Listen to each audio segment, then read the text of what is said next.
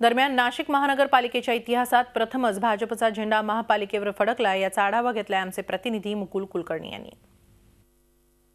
भारतीय जनता पार्टीचे पदाधिकारी आणि कार्यकर्ते ज्या क्षणाची वाट बघत होते तो क्षण आज आलेला आहे आणि नाशिक महानगरपालिकेवर भाजपचा झेंडा फडकलेला आहे।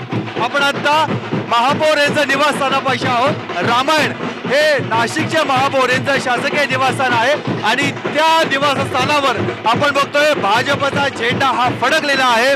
भाजपने एक हाती नाशिक महानगरपालिकेवर सत्ता मिळवलेली आहे।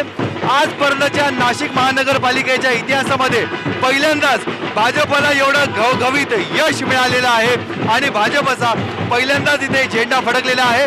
याच्या आधी शिवसेनेच्या सोबतीनं किंवा मागच्या पंचवार्षिकमध्ये मनसेच्या सोबतीनं भाजप सत्तेमध्ये सहभागी झाली होती, मात्र स्वबळावर सत्ता मिळवण्याची ही पहिलीच वेळ आहे आणि आपण बघतोय भाजपचा झेंडा हा फडकलेला आहे।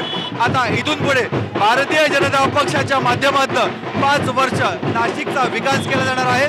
पारदर्शकतेच्या मुद्द्यावर आधीच पक्षश्रेष्ठींनी सभापती ते महापौर उपमहापौर त्यांचे राजीनामे घेतले, मात्र 5 वर्षाचा कार्यकाळ कसा असेल याकडे लक्ष लागले।